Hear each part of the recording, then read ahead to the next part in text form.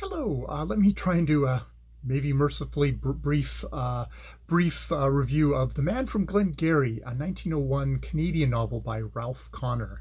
I'm doing this review. I've read the book because Sean the Book Maniac over in his channel announced that he and Codex Cantina would be doing a discussion of the novel, and I was looking for something to listen to on audiobook. I do not have the physical copy of the book, but I figured, hey, let's have a little pretty picture at the beginning of the video, and they would be doing like a little discussion of the book after they had read it, and that has gone up, and I want to go watch it. So the only way I can go watch it is if I first record what my own impressions were of this 1901 novel, The Man from Glngrry, A Tale of the Ottawa, which LibriVox has a very, very good audio version of. If you watch the video and it turns out to be your cup of tea, it may or may not be your cup of tea.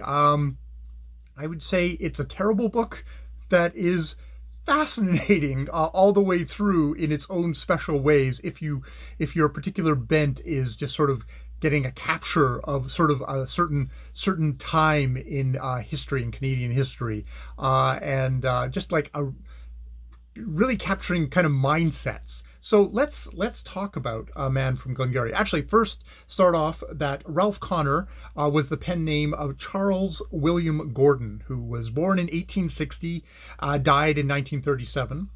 He was born in Glengarry County, Ontario, was a Presbyterian minister, and later involved in the United Church of Canada. Spent his life on reform and mission work in Western Canada. He really felt that, like, the lax attitudes towards irregular church services could only be fixed by missionaries, and reading kind of history of British Columbia. I'm actually working on that at the moment. Yeah, that was a real irreligious bunch out there, maybe more interested in working and stuff like that than they were in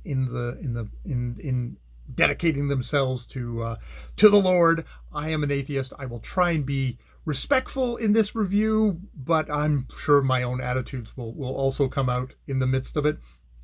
So yeah, very much interested in the social reform of the time and the union of the churches. Specifically wanted Canada to unite both in its faith and as a nation. And his writing was very much an extension of that.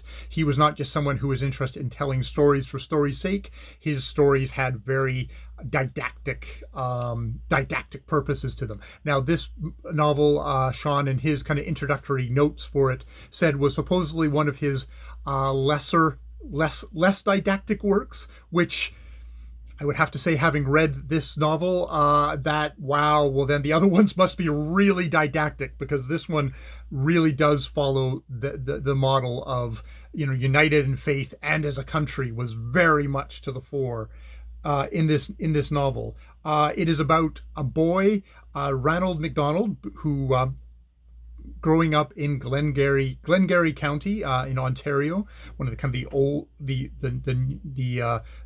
in Canada itself is kind of, that's the kind of the core of, you've got Upper Canada and Lower Canada, as Ontario and Quebec is very much the core old part of Canada in, like, the late 1800s. And in the course of this story, he becomes a Christian man, and Christian man, and he faces various challenges: a dastardly French Canadian, Lenoir, who beats his father; unethical business practices of an employer; the vapidness of a potential wife; setting up a proper logging camp in British Columbia; and the very fate of Canada itself. And with the aid of what is kind of termed as just a human divine, the angelic and slightly obsessed with him wife of the minister in Glengarry, Miss Murray, he'll just be awesome. He'll do so much awesome stuff in this book. He's just so every character in this book is like, Ronald is just so awesome. that is indeed that is indeed which quickly comes to the fore. He's a little shaky at the beginning, but once he gets under the wing of of Mrs. Murray and the good Christian faith and dedication that way, he's just awesome. He's golden. He's golden.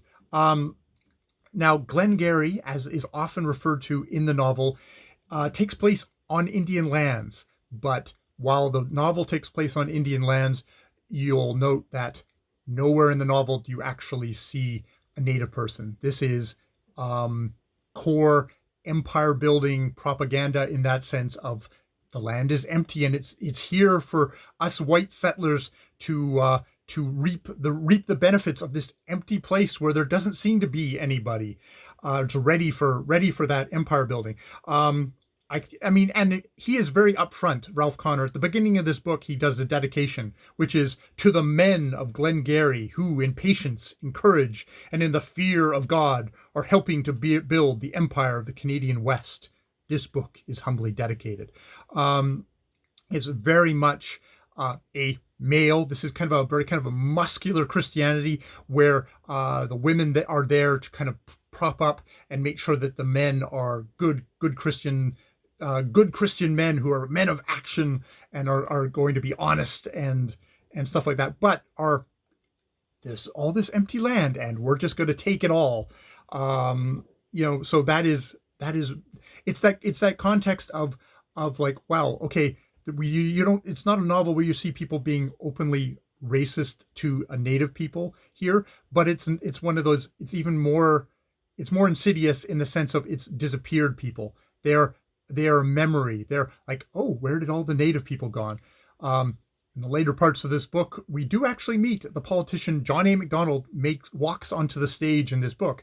And if you kind of delve into Canadian history, you know that John A. Macdonald made those natives disappear, that he forced them off land. He cleared the land of all the native people so that we could sell that the myth of the empty land just waiting for white settlers to come and take it could happen. He is one of the major architects of Canada and one of the major architects of that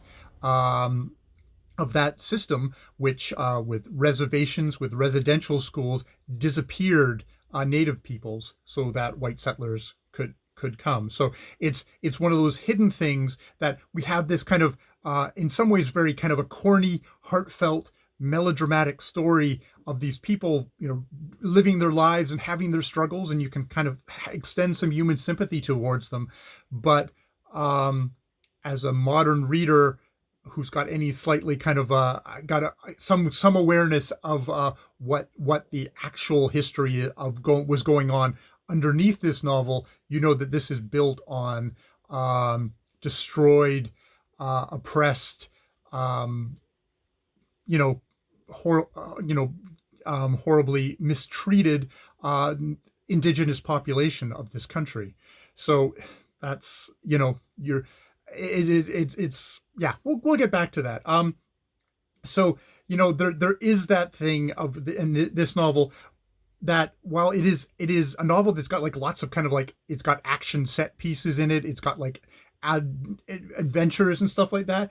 There's the battle at the very beginning between the virtuous Scots and the terrible Catholic Irish and evil French Canadian noir, and there's very heartfelt kind of praises of faith, of kind of very kind of intense. You get the sense of why these people having a really intense faith. This is definitely a kind of what I would almost kind of term as like a revival period of like intense religious fervor in communities. And you can see that Ralph Connor in his day job was a part of this, of trying to kind of stir up and bring people back to the true path, which does actually have his kind of stirring thing to it, even if I'm an atheist kind of looking at it from the outside. There is also a lot of damnation and dying characters worried that they're going to hell, and dead characters where they're deciding, well, they didn't actually pledge themselves to Jesus Christ, so they're probably going to hell, and other people having to stick up for them against the minister of the community and saying, hey, this was a good man and he did a lot of good stuff. So we do have some interesting backs and forths there. But at the beginning of this novel, I thought that maybe the central drama was going to be like this Lenoir guy savagely beats Ronald's father, and I thought that maybe that the drama of the novel was going to be, oh, will Ronald forgive Lenoir? And spoiler alert, that's a non-issue in this book. Ronald slips into Christianity and always does the right thing. There is there's very little drama there. It's just more just how much he is, if it's good. Like, if this is an autobiographical novel, then Ronald is like a top candidate for a Mary Sue, a Gary Stu.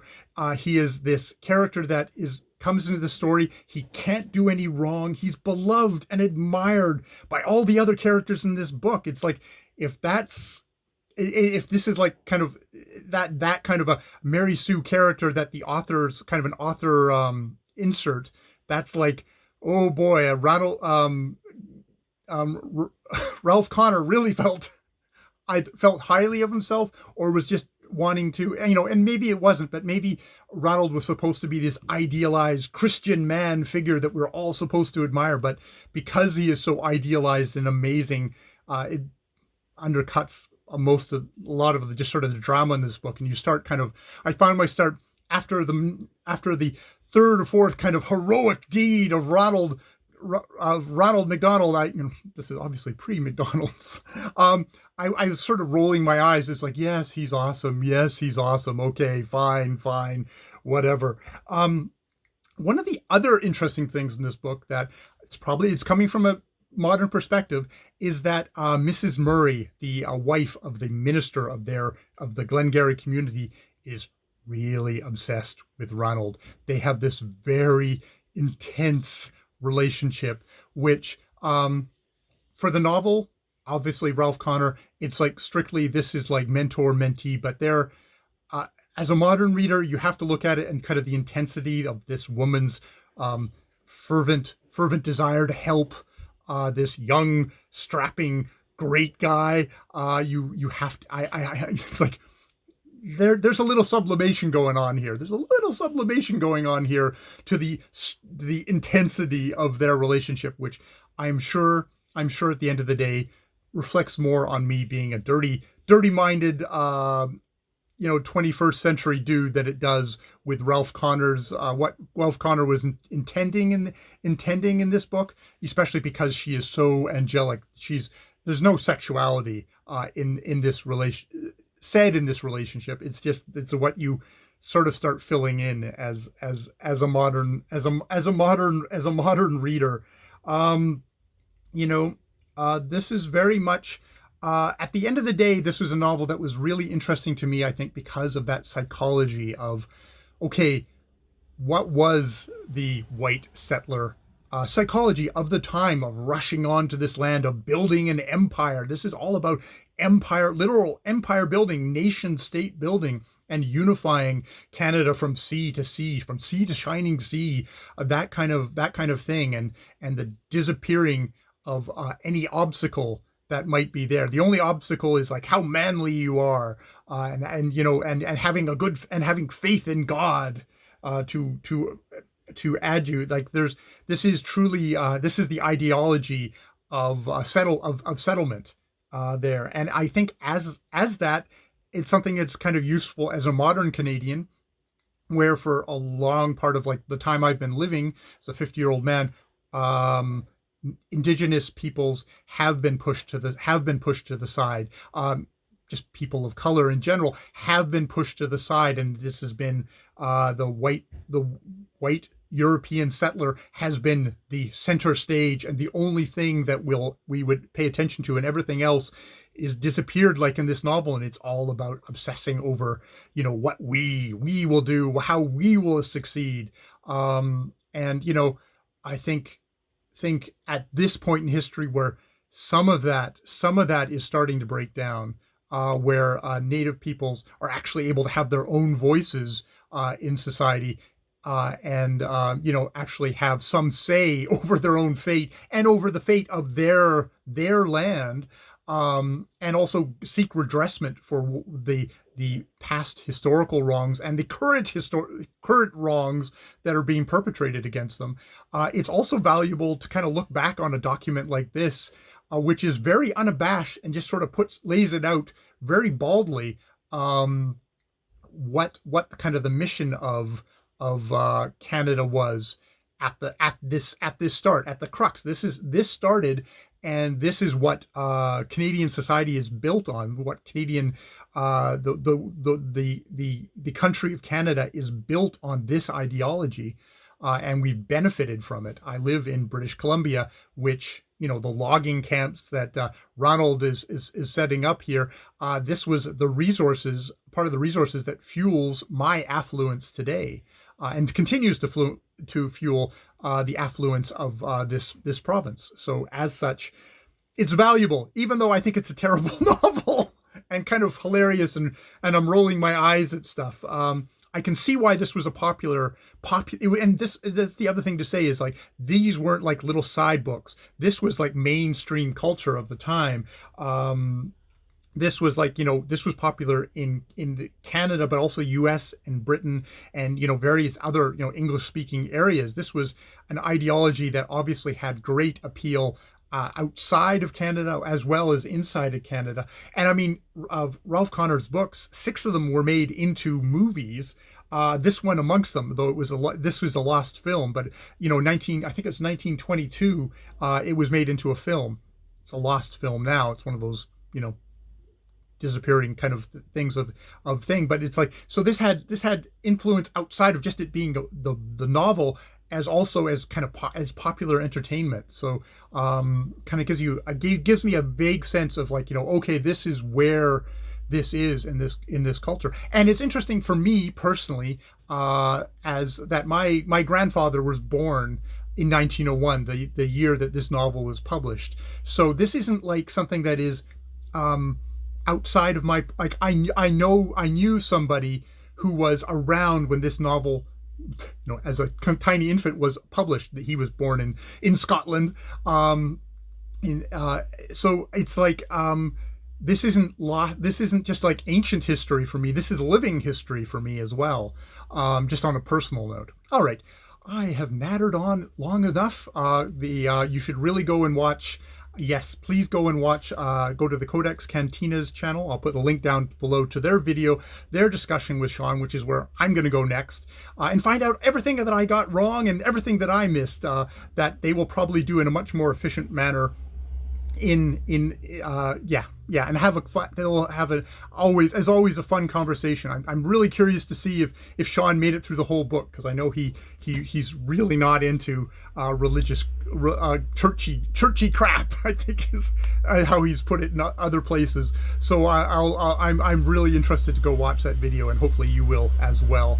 For more perspectives on this part of Canadian history, Canadian literary history, Canadian history, it's good stuff to dig into.